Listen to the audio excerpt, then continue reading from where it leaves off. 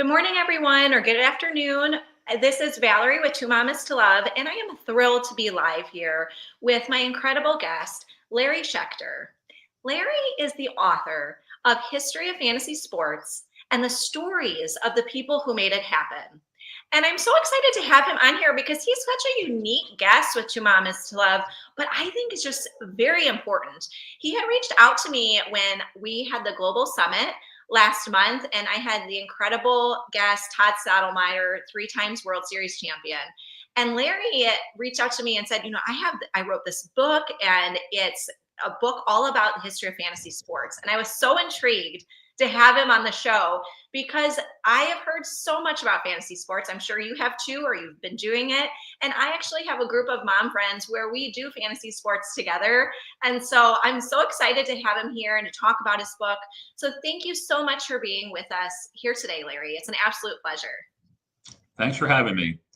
And, it's a good topic for moms because there are a lot of women that play fantasy sports that I forget off the top of my head, but something like 25% of people who play fantasy sports are women, and mothers play with their daughters. A lot of moms maybe don't play fantasy sports, but their sons or their husbands play. And there's a lot of stories in the book related to this topic of like, there was that, and I'll just get right into one.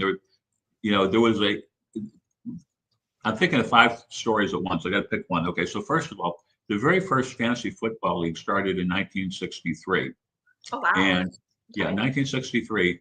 And one of the people in that first league owned a bar, and he decided it would be a good idea to make it available to his patrons. So he told some people about fantasy football. They started a league in this bar. And this is in 63. Well, 63 is the first year. He started this a couple years later.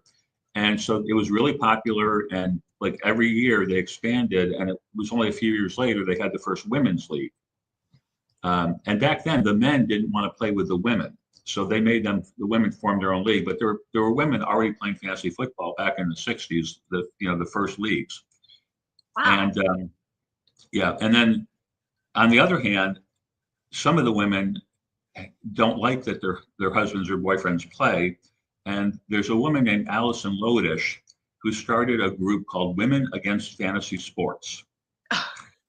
And they had a Facebook page, and they would kind of get together and talk about, their stupid husbands and how, like their husband's driving the car with one hand, and the other hand he's got his cell phone looking at his fantasy statistics and almost crashing the car. And she's like, honey, we're going to be home in 5 minutes. Could it wait? And they sold some things online, some T-shirts and stuff. And one of the T-shirts said, "I thought I was your fantasy." Oh gosh. And she also sold women's underwear that said "closed for the fantasy season." Oh wow. That's wild. I mean, there's so many stories that I love how in the description of your book it says it's so much is ingrained in American culture, almost like apple pie. Right. It does seem to be like I hear about it all the time, and I actually had no idea it was around for so long too. Yeah, I mean, it used to be people didn't know what it was. I mean, back when it started gaining a little bit of popularity, most people had never heard of it. If you mentioned fantasy sports or my fantasy baseball team, people had no idea what you're talking about. But it exploded, and now there's more than 50 million people that play fantasy sports in the U.S. And that's just adults. That doesn't even count kids under age 18.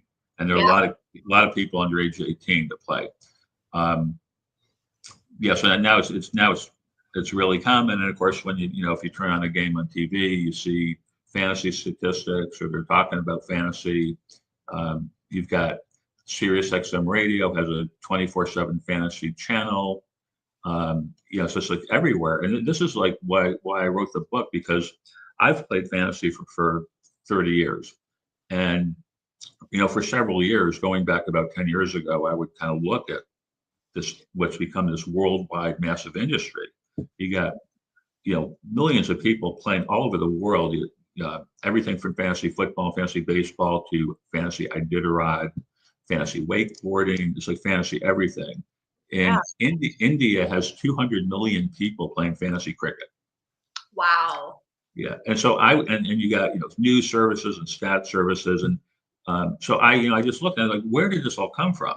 Mhm. Um, you know, it started years ago with some ideas people had for games, and it's become this like humongous industry with all these people playing all over. It's like a cultural phenomenon. And I thought, somebody needs to write a book about how this happened because there's no one has ever done it. Nobody knows how this all happened. I mean, people know little bits here and there. Um, so I decided I'm going to write a book. And, this was a little about 2.5 years ago. I started, okay, I'm going to write a book, The History of Fantasy Sports, explain who did what, how it all happened. And I started researching and interviewing people. I was hearing and reading all these amazing stories about what people had done. There's lots of just fascinating stuff. Some was inspirational, a lot of humorous stuff. A few things would bring a tear to your eye. So I realized early on, this is what I'm going to write about. I'm going to tell the history, but I'm going to tell. That's where I got the subtitle of the book and the stories of the people who made it happen. Because otherwise, I could just write the history and I get the job done, but it would also come off as a very boring research paper. Yes. Yeah, but by telling the stories, it's made it fascinating. And I'm not just saying that. It's like the reviews. If you go to Amazon and look up the book, and you see the reviews are amazing. People are saying, it's easy to read, it's fascinating, et cetera, et cetera.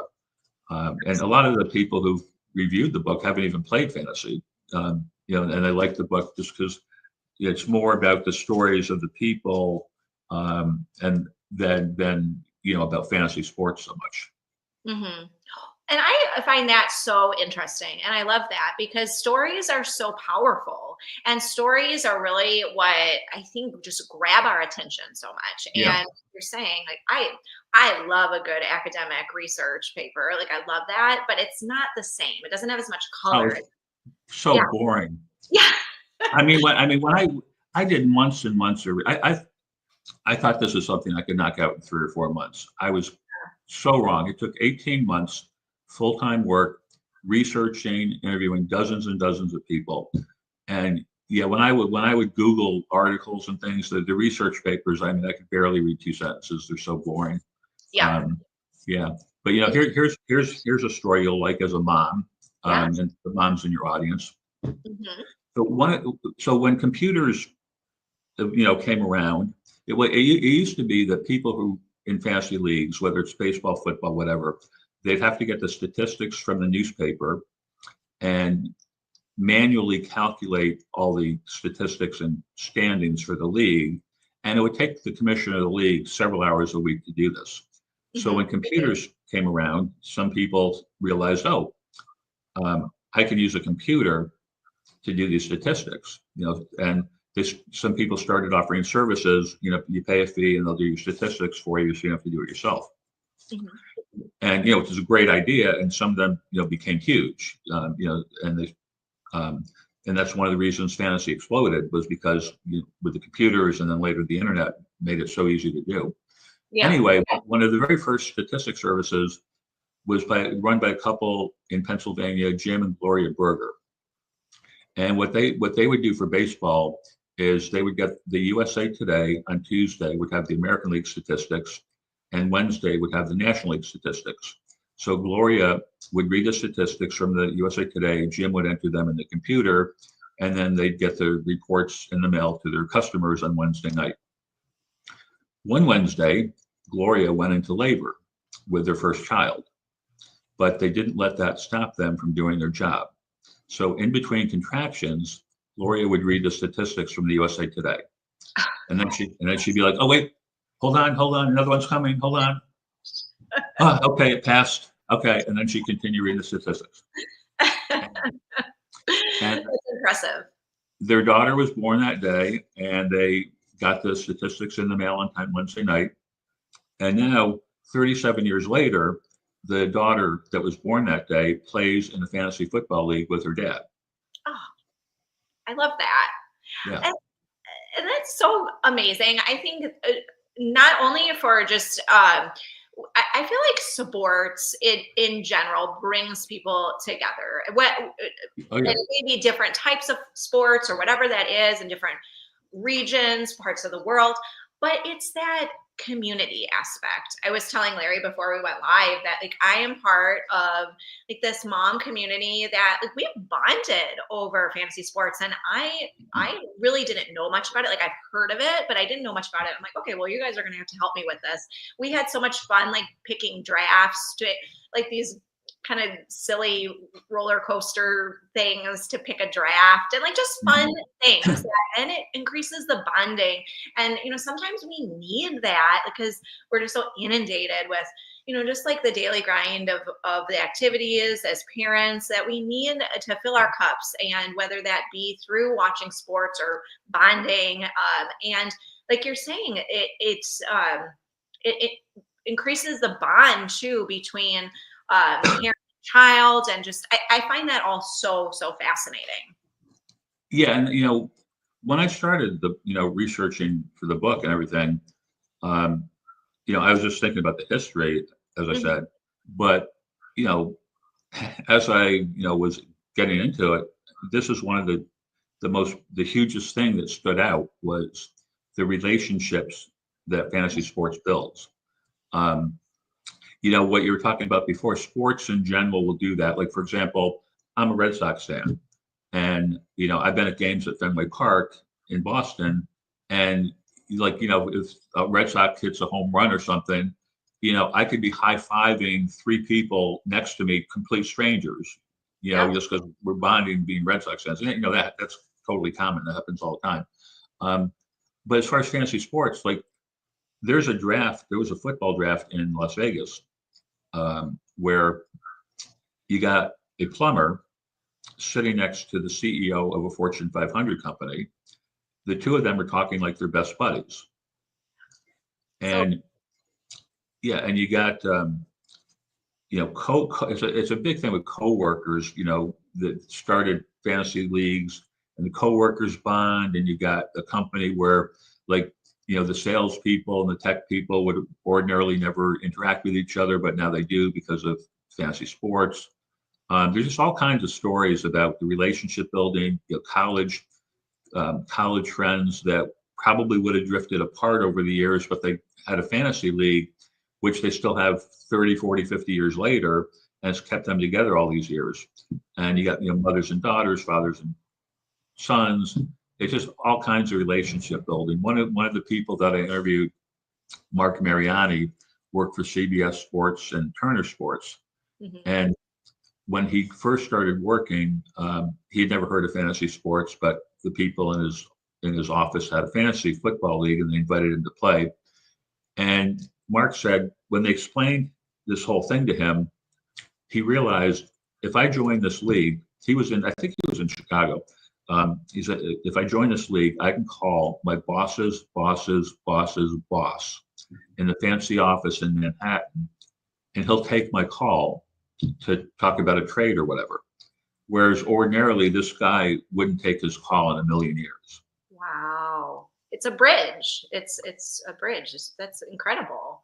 Yeah, yeah. I mean, when I finished the manuscript, I sent it to my editor, and I have chapters for everything. The book goes from like the precursors to fantasy sports through the invention and spread of fantasy football, the invention and spread of fantasy baseball, the first commercial games, newspaper games, the news services, stat services, Fantasy Sports Trade Association, legal issues, through more recent things like daily fantasy sports, worldwide expansion. It goes from covers everything. But my original manuscript ended after all these chapters, and after the editor read through it, he said, "Larry, you should have an epilogue to kind of tie it all together," because I didn't have an epilogue. And doesn't have to be anything long, it can be brief. And excuse me. Sure. And I thought, yeah, that's a good idea. I should do that. So I started thinking about what to write for the epilogue. And you know what really, a couple of things really stood out. One thing that just really stood out is fantasy, all these relationships. And that's why fantasy sports is so great. It makes watching games more interesting and it brings all these people together.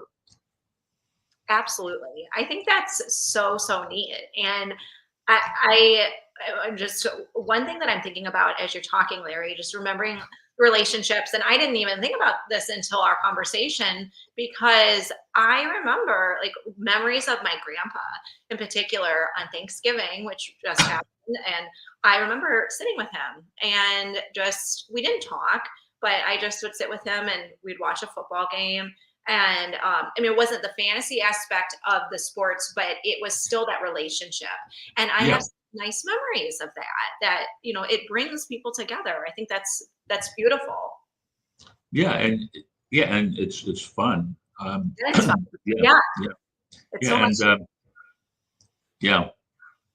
Now, Larry, tell us more about your book itself, because I think, I wanted to make sure we did this right after Thanksgiving, before the holidays, because I think this is just a great book to, just check out. Like if you're interested in fantasy sports, maybe your spouse is, or you have a friend or family member, where is your book available? Where can we get it? And what you've already been telling us what makes it so unique, but tell us some more about like what would be a great reason to get your book this holiday season. Yeah. Well, it's available on most booksellers' websites. It's in a few stores, but not too many yet. So if you go online to any bookseller, you'll find it paperback and ebook. Um, Amazon is where you can find all the reviews and details of what's in the book. Just go to Amazon, look the history of fantasy sports, Larry Schechter, you'll find it. But if you prefer buying it somewhere else, it's available elsewhere. And it is, yeah, anybody who plays fantasy sports will love it. I know that's easy to say, but in this case, it's really true. Yeah. And so if you play fantasy sports, you should get it or get it on your Christmas gift wish list. If you know somebody who plays fantasy sports, it's a great present to give them. And even, as I said, lots of people have loved it that don't play fantasy sports. I mean, the Midwest Book Review, for example, said fascinating from start to finish. And their reviewer has never played fantasy sports. And there's several other people that I know or have seen the reviews that they wrote where they really liked it and they never played fantasy sports. But it's because like the stories that I'm talking about. You know, I could just sit here for an hour and rattle off stories. Yeah. Like the one about the burgers and their child. One that I thought of when you were talking before is there's a guy named Lenny Milnick who had the first real fantasy sports radio show with his partner Irwin Zwilling. Lenny owned a box company in Staten Island, and when he first got into fantasy sports, he saw that it was great for business because he'd be at a football draft or baseball draft, meeting people, and everybody said, well, where do you live? What do you do? And he'd say, well, I own this box company, and the guy'd say, oh, I use boxes, and Lenny would say, oh, let me give you a quote, and so it was actually good for his business. So he joined as many fantasy leagues as he possibly could, not because he wanted to be in 20 leagues, but because he realized, he loved fantasy sports, but also he realized it was good for business. Yeah. And then when they started the radio show, this was back when 800 numbers were, around, but they were somewhat rare back initially. Mm-hmm. So he had an 800 number for his box company to make it easier for customers to order from him. The radio station, which was about 15 minutes from his box company, did not have an 800 number. So he would leave his office and he would call forward the 800 number to the radio station. So his listeners and for the radio show could use the 800 number. And then after the show, he'd go back to his office and he would remove the call forwarding. One night, he forgot to go back to the office and remove it. So the next morning, the morning radio show is like, hey, Jim from Staten Island, you're on the air. Yeah, where the hell are my boxes? That's great. I love that. Well, and Larry, as you're talking, I just like I keep going back to this whole like these stories that are bridging, and I think that's just so cool that like me as someone, and I'm gonna admit for our listeners here, whoever's watching live or on the replay, I don't know much about fantasy sports. I have the league, like with my mom friends, but I was a bit nervous at first talking, or I'm like, oh my gosh, what am I going to ask Larry? I don't know much about it. But like this story stuff that you're telling me makes me like really, I'm super excited to read your book because I want to Yeah, hear more of these stories. I want to yeah, hear more. exactly. Yeah. Yeah, I mean, if we were talking like about, fantasy football strategy, Yeah. that would be completely different. And, Yes. Yeah. there'd be like no reason for you to even want to engage in a conversation. There'd be no reason for your, 90, unless, except for anybody who plays fantasy football, there'd be no Yeah. reason for anybody to want to, hear the conversation. And Yes. I know you're in Chicago. I'm going to throw in a Yeah. Chicago. So, Tell us from Chicago's you know, information. yeah. So as some people will know, Adrian Peterson is like was a star Hall of Fame running back for the Vikings. The Bears also had an Adrian Peterson running back who was like pretty much mostly a backup running back. So the first fantasy football radio show on Sirius XM radio, one of the first guests that they booked was Adrian Peterson, Mhm. thinking, this is a huge get. We got Adrian Peterson.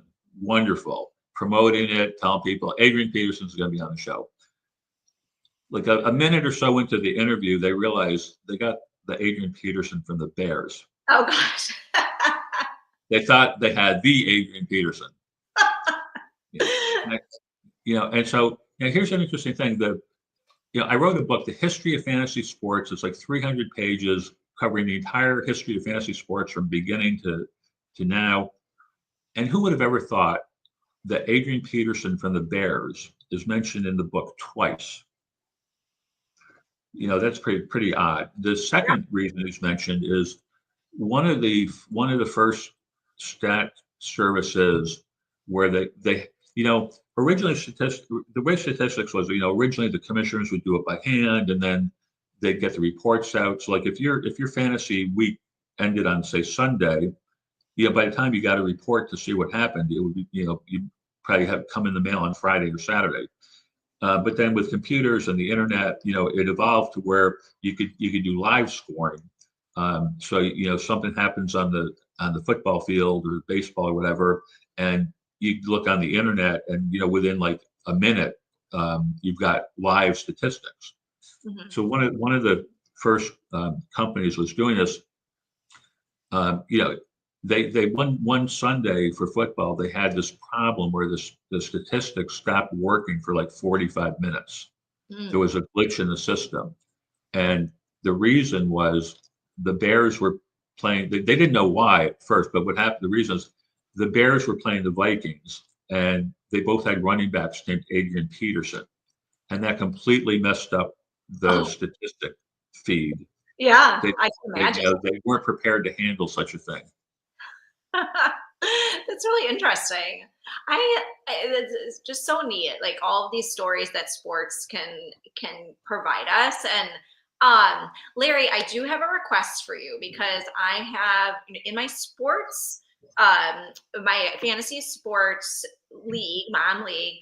I was going to ask you two questions. One of them is it seems that your book is about regular season long fantasy leagues like the one that us moms are in.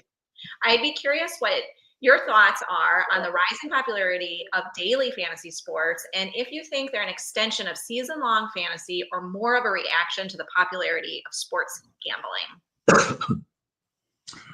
Well, my book, it's not necessarily about season long fantasy. It's about the history. And so daily fantasy sports didn't come along until fairly recently. So, you know, um, most of the history doesn't involve daily fantasy sports. But daily is a huge part of the evolution of it. So there's there's a chapter about daily fantasy sports. Okay. There's a separate chapter about there are a lot of legal issues about fantasy sports and is it gambling or not. So first of all, about daily, yeah, there's a chapter about daily fantasy sports, and what that has done, that has increased, like, greatly increased the number of people who play fantasy sports, because millions of people play season long and they love it. But for a lot, for a lot of people, it's too much of a commitment. Fantasy football's like 18 weeks, fantasy baseball 6 months, et cetera. Some people, it's too much of a commitment. Daily fantasy, you could play one day, not play the next day, whatever you want. Or let's say, like today, November 29th or whatever it is, if you want to play fantasy football, it's too late to join the season long league. But you could play daily fantasy this Sunday if you want to. Yeah. So it's increased the popularity greatly. Um, and What do you say? The issue about gambling, the gambling, that first league I mentioned, the first football league that I mentioned in that bar in 1963, 64, Hmm. they had a scoring system where, let's say, they've got 10 people per league. And if my guy gets a touchdown, I get like 10 cents from the other 9 people in the league. They had they had leagues like they would call one would be like 10 cents or 20 cents. That was the amount of money you got per point. But what they did is, instead of calling it like a 10 cents league or calling the square cents, they called it points, because they were afraid maybe the vice squad would come in one day and arrest them for gambling. There's this big question from the beginning: is it gambling or not? And a lot of leagues, like maybe you got 12 people playing fantasy baseball, they all throw in $100 at the beginning of the year for a prize pool. And there were a couple of incidents where people did actually get arrested for gambling. Like, in a firehouse in Florida had a league, they got arrested. There's a bar in Austin, Texas, they got arrested. So like a whole long legal saga of, is it gambling or not, and what happened. And then when daily fantasy came along, that was a whole other issue, because, that certainly has the appearance, even more so, of being gambling. But the test for most states and the federal government, the test is, well, actually, really for everybody, the test is, for gambling, is it more luck than skill? Mm. If it's luck, it's gambling. Like if you're playing roulette, it's all luck. But if you're playing fantasy sports, when they see that kind of the same people are winning on a regular basis and the same people are kind of losing on a regular basis, they realize there's actually more skill than luck. Mm. That makes sense. Yeah. That's So that's made it. Yeah. I mean, that it's now it's daily fantasy and fantasy in general. It's legal in the according to the federal government, in like 45 states. mm. But there's a whole long history, and yeah, some of it. Yeah, that chapter of the book, I would say it's a little bit more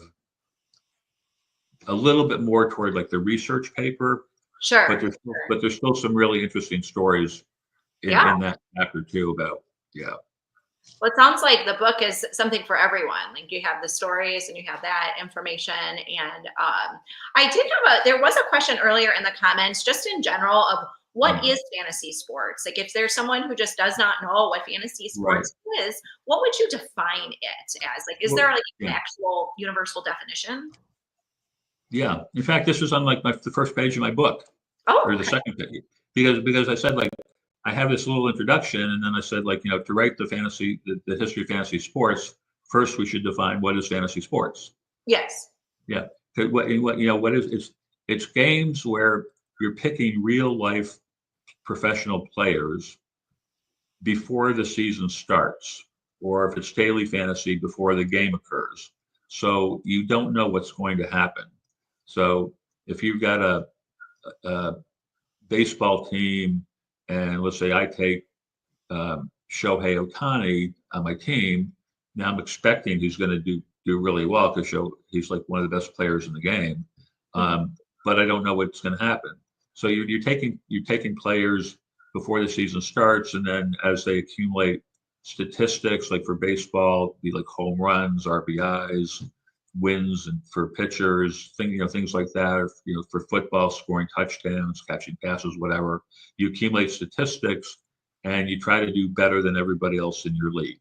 Mm. Well, that's great. It's a very helpful definition for people who aren't necessarily Yeah, familiar. yeah, Um, and there were kind of precursors to fantasy, like this, like yes.